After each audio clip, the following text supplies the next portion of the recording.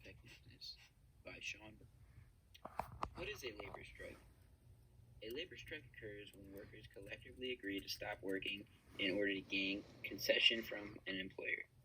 This usually happens after contract negotiations have broken down and a majority of workers in the bargaining unit have voted for a strike.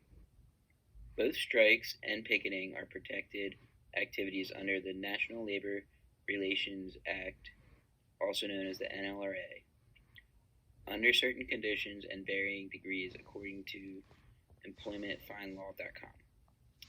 Striking is basically the refusal of workers to work in the name of collective bargaining. It is used as a bargaining chip for collective bargaining. What happens when a strike breaks out? When I think of a strike, I think of picketing. Picketing is the act of standing in front of a workplace, usually with a sign to call attention to the strike and discourage strike breakers, as you can see in the picture to your right. Overall, the purpose of a strike is to put pressure on management so they can gain leverage in collective bargaining. Picketing is just a tool used in striking. But what makes a strike effective or ineffective? To answer this question, we're going to look at two examples of strikes. The first one that we're going to look at is the PACO strike of 1981, seen on the bottom left picture. And the second strike is the UPS strike of 1997, seen in the top picture. Both these strikes are very similar, but different, and they both had different outcomes. The PACO strike of 1981.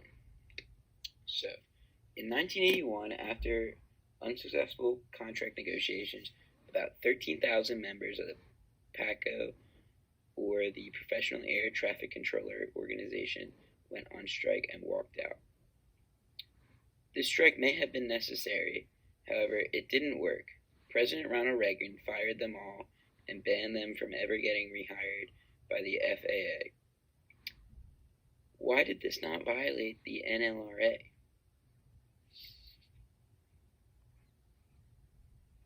Why the PACO strike didn't work?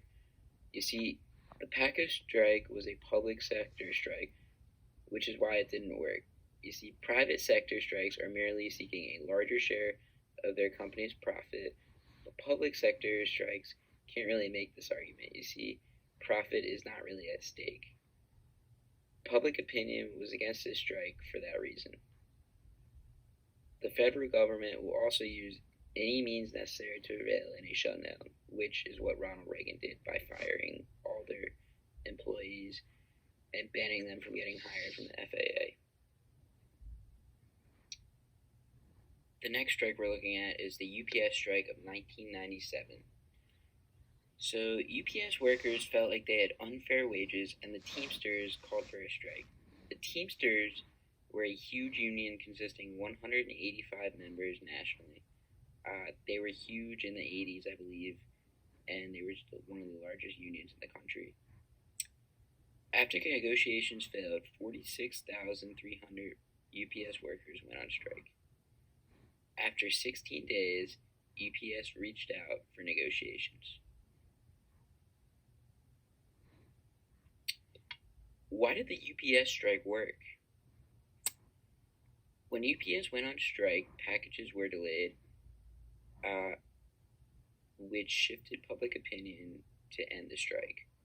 Once public opinion shifted, UPS gave in to open negotiations, which made the strike successful. What is the difference between these strikes? Both companies are public sector companies today. However, UPS was not a public sector company until 1999, which means when this took place, they were a private sector company. Public opinion was a huge factor in both strikes, and as we can see that UPS had public opinion on their side and PACO did not. Yes, both were delayed via airport and shipping, But because PACO was a private sector, they did not have public opinion on their side. Also, Ronald Reagan shaped them as kind of the villain. In general and overall, UPS used their strike more effectively and was a better bargaining tool for collective bargaining. In summary, what makes this strike effective or ineffective? It's how the union is able to get public opinion on their side and how they will use the strike as leverage or a bargaining chip to achieve collective bargaining. The union needs to know how far members are willing to go and what might happen if they go on strike. Obviously, in the PACO, I don't think any of them were expected to get fired. And UPS, I'm sure they didn't really know, but I'm sure they were very well prepared for what might happen. They probably knew they weren't going to get fired. UPS used their strike more effectively in a bargaining tool. And overall, we can just see strikes are effective when public opinion is on their side.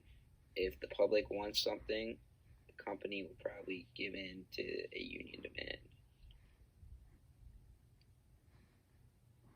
These are all my sources. Thank you.